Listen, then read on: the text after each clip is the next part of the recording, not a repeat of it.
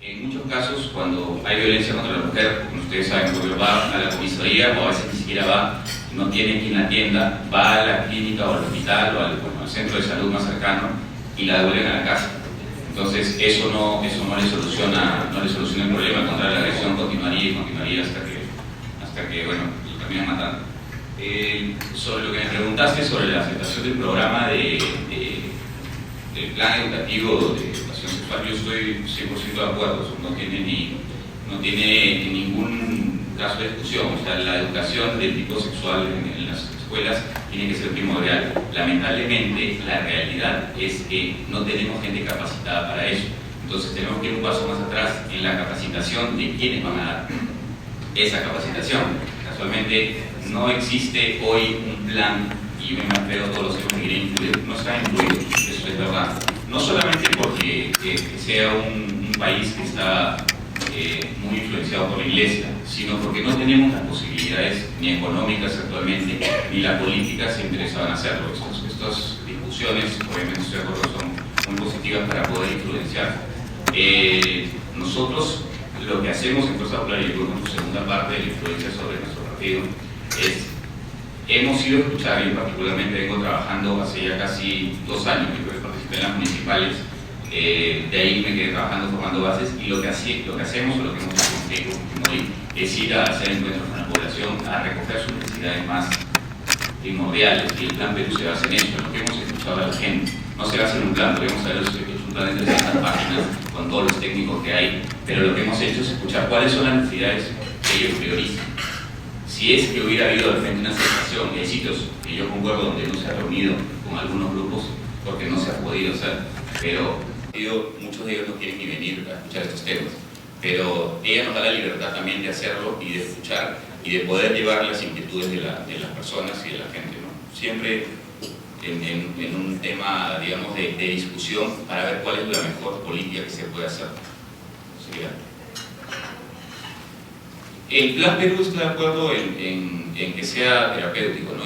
Pero ella nos da la libertad, igual como te digo, de votar. O sea, la idea de yo estar aquí es escuchar cuáles son las posiciones.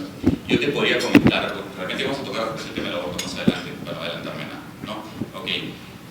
Yo tengo o la mía personalmente, ¿no? Una inquietud personal acerca del tema del financiamiento que reciben las ONG aquí para promocionar el aborto. Yo trabajo en dispositivos médicos, soy presidente del sector de dispositivos médicos.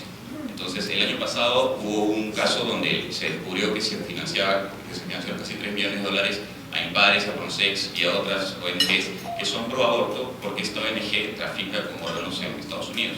Entonces, esos órganos fetos, vamos a decirlo, no sé cuál es el término final de lo que se ha hecho. De hecho, yo he estado averiguando porque he estado viniendo estos temas y me interesa conocerlo. Sí, me gustaría que lo explique porque yo no lo sé.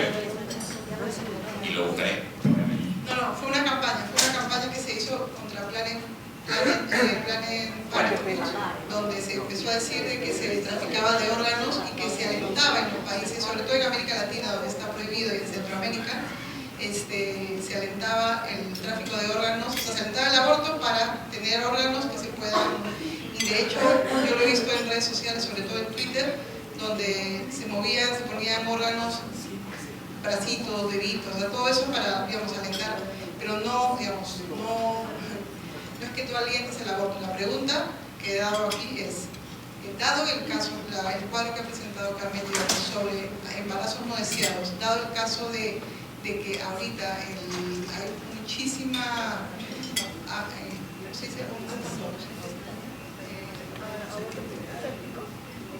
de las personas que se dan abortos complicados, abortos infectados, digamos, en casos de gente que está de pobreza, en temas de violación. Entonces, es la despenalización del aborto en casos de violación. Esa es mi pregunta. ¿Ustedes estarían de acuerdo, como partido político, en la despenalización del aborto en casos de violación? Ojo. Yo solamente ahorita, como el partido, tú me preguntas por el partido, la posición del partido es terapéutico, no más, o sea, no hay ninguna otra opción. Si llegara al Congreso ya sería el plan de la discusión. De hecho, creo que soy el único que está yendo a estas reuniones, no veo otro todavía. Pero la idea es poder llegar a entender bien el tema. Vale, en primer lugar, muchas gracias por la invitación. Pero viendo las exposiciones y veía las cifras de Chile, por ejemplo, como Chile está, no está permitido, está penalizado el aborto por terapéutico, inclusive, ni qué decir por violación. Y sin embargo Chile aprobó la unión civil hace poco y tiene en la población cerca del 65% de aceptación. El matrimonio igualitario está en 45%, así que probablemente en los próximos años también tenga matrimonio igualitario. Y hace unos meses atrás conversaba en una reunión que hubo en Guatemala sobre líderes LGTB con Jaime Parada, que es de la Fundación Igualdad de Chile. Y le pregunté qué pasó, por qué Chile, un país que era tan conservador como el Perú, ahora resulta que tienen ya unión civil y ya están debatiendo el matrimonio igualitario. Y él me comentaba que había algo fundamental, que la educación había sido reformada muchos años atrás y que ellos tenían la educación sexual integral en su currículum. Con lo cual, por supuesto, la gente entiende que la homosexualidad no es ninguna enfermedad, no es una perversión, que hay múltiples formas de expresar la sexualidad humana y que por lo tanto eso no es ni bueno ni malo, y si no es ni bueno ni malo no tiene por qué negarle derechos a esas personas. Y en esos temas, Chile tiene una posición muy liberal, siendo un país tan conservador como el Perú, y en el tema del aborto vemos que todavía siguen siendo quizás tan conservadores como el Perú. Así que el tema de la educación es fundamental para que podamos seguir avanzando en estos temas, porque yo lo he visto con mis colegas, los políticos en general muy difícilmente votan a favor de un tema sobre el cual no haya por lo menos un 50% de personas a favor. Menos de eso es muy difícil, es imposible, y que salen unos argumentos que realmente son patéticos, y aprovechando la ignorancia de la gente, sobre todo aquellos vinculados con iglesias cristianas y católicas, dicen cada barbaridad, prácticamente queriéndote convencer de que la homosexualidad es una enfermedad, es una perversión, que hay que seguir el orden, la ley natural. Yo no sé, yo debo haber faltado ese día que se aprobó esa ley, porque yo no recuerdo que hay una ley natural aprobada en el país, y se olvidan, priorizando sus preceptos religiosos, que el Perú está hablando. Entonces, todas estas reformas que hay que hacer para avanzar como país tienen un común denominador que las frena, que son las iglesias en general, que consideran que ellos tienen el derecho de participar en la vida política del país, a pesar de que la Constitución del Perú dice claramente que somos un Estado laico. Todos los programas, todos los intentos que hubo y que han habido hasta ahora para incluir la educación sexual integral en los colegios, ha tenido un común denominador de oposición, son las iglesias. Todas las reformas que han ido a favor de darle la libertad a la mujer de decidir, tienen como un denominador las iglesias. Ellas participaron en el Tribunal Constitucional en este fallo que fue realmente patético, donde los que tienen plata se pueden comprar la píldora al día siguiente y los que no tienen plata no la pueden usar. Entonces, y ahí fueron las iglesias que se metieron. Porque las iglesias saben perfectamente que si el pueblo está educado, muchos de sus mitos se vienen abajo. Entonces, eso hay que tenerlo en claro para los siguientes años que se nos vienen, seguramente muchas batallas que muchos de nosotros vamos a hacer de todas maneras para continuar avanzando en nuestros derechos, de quiénes son aquellas personas que creen que tienen un rol en la política contra la Constitución, dice que no.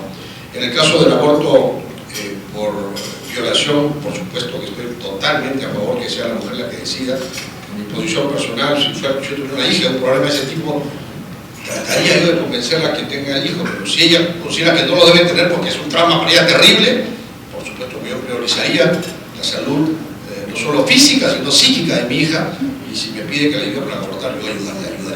Así que yo creo que la mujer tiene que decidir en función a sus valores, sus principios, y su estado de ánimo, y cómo se siente ella con respecto a ese tema. ¿Había otra? No, está perfecto, ahora sí. Bueno, entonces con eso culmino. Muchas gracias. Buenos días, muchas gracias por la invitación. Estoy muy contento de estar aquí discutiendo y debatiendo estos temas.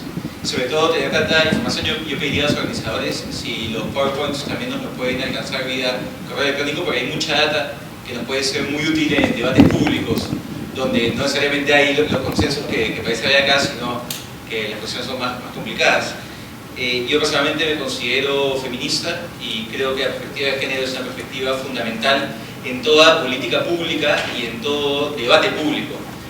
Creo además que cada función que tiene el congresista tiene que tener la perspectiva de género.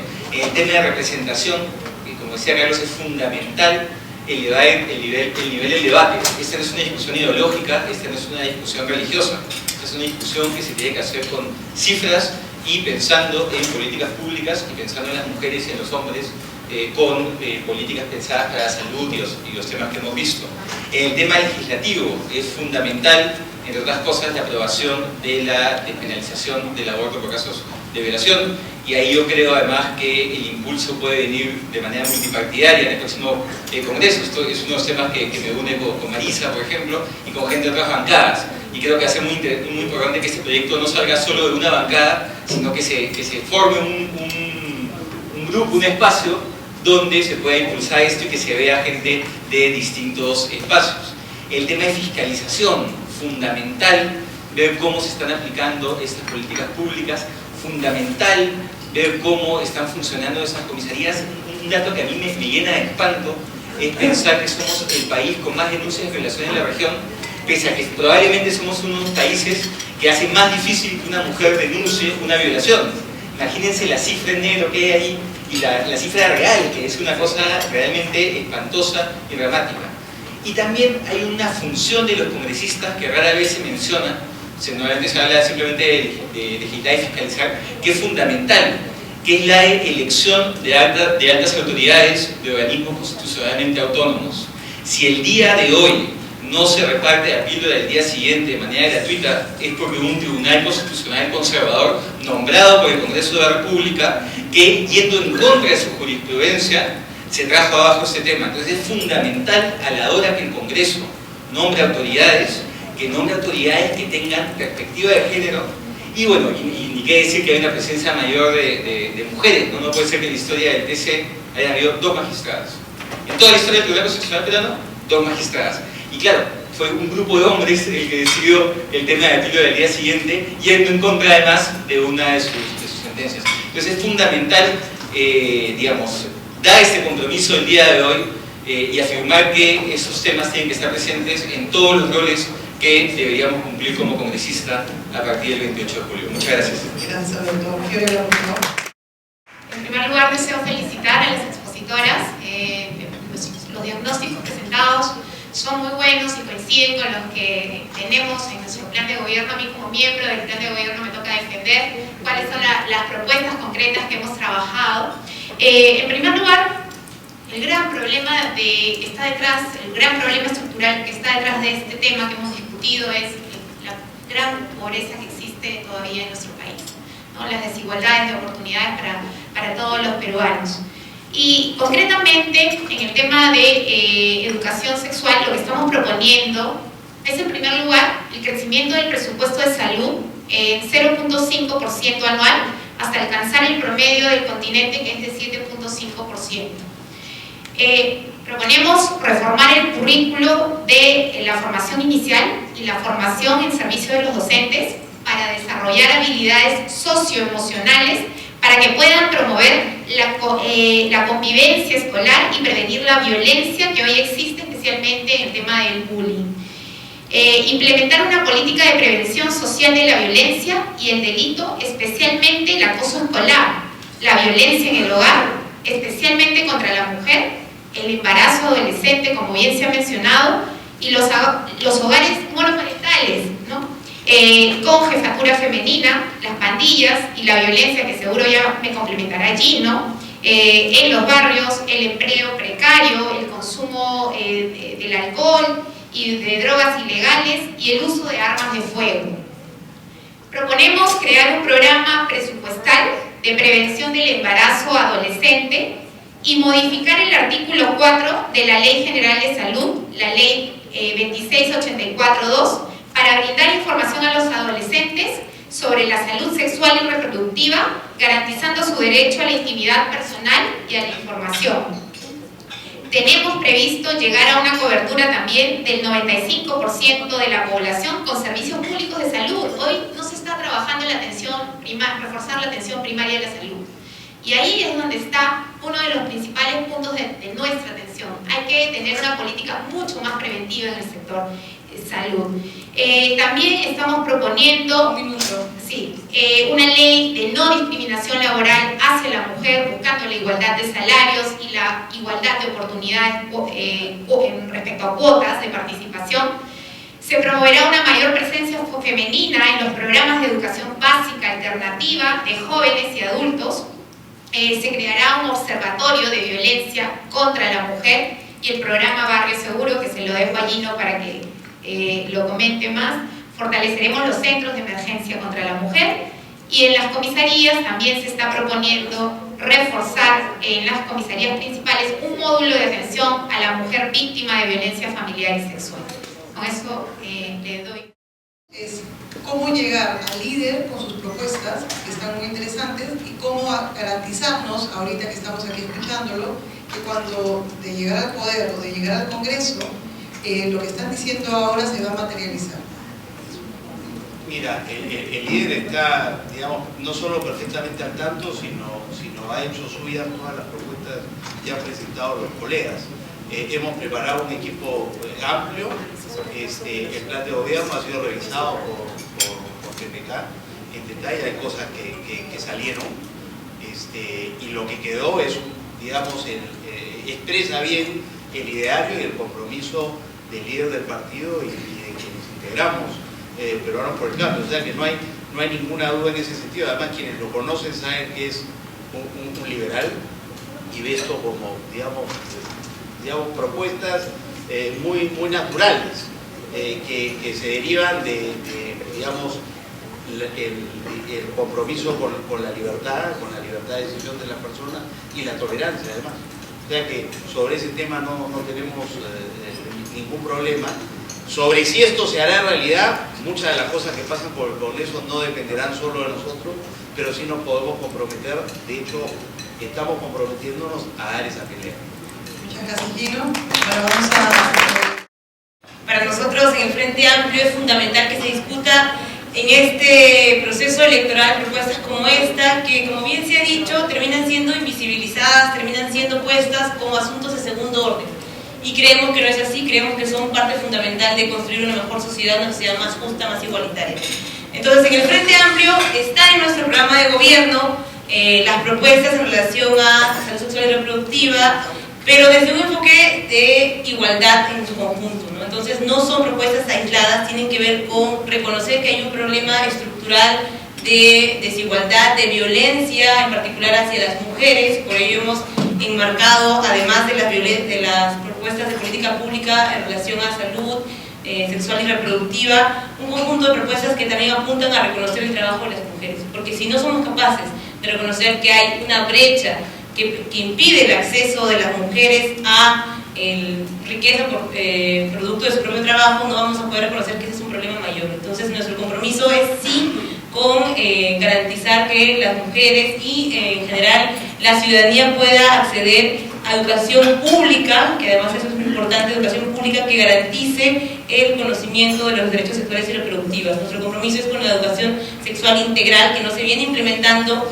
Ahí reconocemos que efectivamente hay influencia todavía de muchos poderes que no son parte de la estructura del Estado, que impiden que eso pueda desarrollarse adecuadamente. Pero además de eso, sentimos que no puede ser un compromiso aislado. Nosotras como integrantes de la lista del Congreso, cada una venimos con una trayectoria de lucha en relación a este tema, pero sentimos que es mucho más importante el compromiso que ha asumido el partido político con esta agenda, ¿no? Y no solamente el partido político, sino Verónica Mendoza en primer lugar. Entonces, no va a ocurrir un cambio fundamental si es que solamente cada una de nosotros en términos individuales o en términos aislados nos comprometemos con esta lucha, sino que como proyecto político que espera llegar al gobierno nos hemos comprometido de forma integral, y Verónica lo ha planteado desde el inicio de la campaña electoral. El Frente Amplio además lo tiene claramente planteado en su programa de gobierno. Hay un compromiso, sí, con la posibilidad de que las mujeres puedan decidir sobre su cuerpo. Nuestro compromiso con la lucha, por ejemplo, de la despenalización del aborto, no ha sido solamente en el Congreso, donde creemos que efectivamente hay una correlación de fuerzas desfavorable, sino que también tiene que venir de la mano con la lucha que hace la sociedad civil para que estos temas avancen, porque si no, efectivamente, vamos a decir siempre, no hay una correlación de fuerzas favorable, no debatamos este tema, porque nunca se va a poder aprobar. Tiene que haber una lucha que ayude que la sociedad civil, que ha venido planteando ese tema hace muchos años, pueda efectivamente encontrar en el Congreso espacios para hacer que estas luchas avancen. Entonces, no hay cambios que vengan mágicamente, ni tenemos que esperarlos sentados, sino que hay que hacer que justamente las personas que han venido luchando, las mujeres que han venido reclamando el ejercicio de sus derechos plenamente, puedan encontrar proyectos políticos que sin ninguna duda se comprometan a esas agendas. Muchas gracias. Los datos sobre el tema de violencia sexual son muy brutales. Hay más de 4.000 denuncias acumuladas solo en Lima de violación sexual. 8 de cada 10 de las violaciones sexuales reportadas son de adolescentes. El 59 de cada 100 mujeres que mueren por causas indirectas en el caso de embarazo son chicas que deciden suicidarse. ¿Por qué? Porque son embarazos no deseados, muchas veces causa de violación sexual. Entonces, si tenemos un Estado que no las protege, si tenemos una sociedad que da la vuelta a una realidad brutal, encima vamos a volver a criminalizar la situación y las vamos a volver a agredir exigiéndoles que tengan que tener un embarazo no deseado, la verdad es que es una barbaridad, ¿no es cierto? Es un tema de un imperativo moral y es un tema de compromiso que además creo que en este caso Verónica Mendoza, que es nuestra candidata presidencial, estuvo con la campaña Déjala Decidir y estuvo claramente parada enfrentando el tema. Hay una cosa que se ha dicho sobre el tema de el número de muertes por el trayecto en la zona rural, es decir, el no llegar a los establecimientos de salud. Y eso tiene que ver también con el abandono del Estado, de la infraestructura y del campo, ¿no? Y uno de los temas que nosotros hemos señalado es que en el short de inversiones que queremos hacer de manera descentralizada, queremos que, así como en Lima se gastan 6.000 millones para la línea 2 del tren, que va a beneficiar a 400.000 limeños, hay que gastar exactamente el mismo presupuesto para rehabilitar todos los caminos rurales del Perú que nos permitan, por ejemplo, que las mujeres no se mueran en el trayecto y lleguen a un establecimiento de salud. Gracias. Concreto. Nosotras, como Frente Amplio, proponemos educación sexual integral y despenalización del aborto por violación sexual. Este es nuestro programa. El movimiento feminista ha hecho su tarea, ha comparado programas. Las organizaciones feministas de la sociedad civil nos han proporcionado datos, y si uno compara los programas, hay que tomar en cuenta lo primero, el enfoque. En el caso de Peruanos por el Cambio, cuando ustedes hablan en su programa de educación sexual integral, lo hacen para evitar el embarazo adolescente y básicamente de una perspectiva de planificación familiar. Para nosotras, como Frente Amplio, hay que erradicar el machismo, hay que lograr la autonomía sexual y reproductiva de las mujeres, porque es la mujer el sujeto de la política, y la erradicación de todas las múltiples opresiones las que estamos buscando. Educación sexual integral, históricamente en este Perú, desde una perspectiva tradicional, es una educación para eso, a lo más llega a que la gente no tenga sexo. Inclusive los sectores conservadores proponen abstinencia para que puedan evitar reproducción. Eso creo que hay que empezar a cambiarlo, porque se están contradiciendo. Ustedes que están enarbolando Estado laico, que tampoco está en su programa, bueno, a ver si me lo indicas, porque Estado laico como característica del Estado que proponemos, nosotras lo tenemos, queremos un nuevo Estado. Y la otra cosa es, acá estamos hablando de derechos humanos. Educación sexual integral es parte del derecho a la educación como derecho humano. Inclusive existe un relator en Naciones Unidas de derechos de educación como derecho humano que ya hizo reportes sobre educación sexual integral. Entonces aquí hay comités que vigilan tratados que le han recomendado al Perú en extenso despenalice el aborto por violación sexual. Inclusive el comité de expertas de la Belén do Pará en el continente también lo ha recomendado. Entonces estamos hablando de políticas con enfoque de derechos humanos. No estamos hablando de asuntos opinables. La verdad, a mí me sugieren sonreír más, pero a mí me cuesta sonreír más cuando escucho que las candidatas y candidatos al Congreso señalamos como, no sé si excusa o explicación, de que en lo personal estamos de acuerdo, pero no afirmamos una política. Estamos para hacer gobierno, para hacer poder legislativo. Nosotros no podemos estar dejando estos temas a la opinión, a la conciencia. Si nuestros líderes, porque no creo que solo sea uno efectivamente, nosotras y nosotros somos parte en el Frente Amplio, conjuntamente con Verónica Mendoza, un grupo de personas que estamos liderando o promoviendo los cambios que necesita el país para las mujeres. Entonces no podemos estar de verdad sometiendo a la opinión personal asuntos de derechos humanos. Eso yo quisiera instar a que dejemos y no le concedamos desde ya. Con eso voy acabando, porque yo creo en la buena voluntad de algunos de ustedes, con los que probablemente tengo algunas coincidencias, pero lo que sí creo es que rebajamos el discurso desde ya. De hecho, no entiendo cómo, si el líder máximo, en este caso que han mencionado PPK, está de acuerdo, cómo empezamos a ceder cosas desde el programa, cuando tendremos que seguramente concertar recién llegados al Congreso los que lleguemos y ojalá que seamos los progresistas. Lo último que quería decir, efectivamente, en los discursos, en los programas y en las prácticas, nosotras, sí, estoy 30 segundos, creo que hay que ver el tema de, no hay que, efectivamente, ley natural, familia natural y desconocimiento de la diversidad sexual no son categorías jurídicas.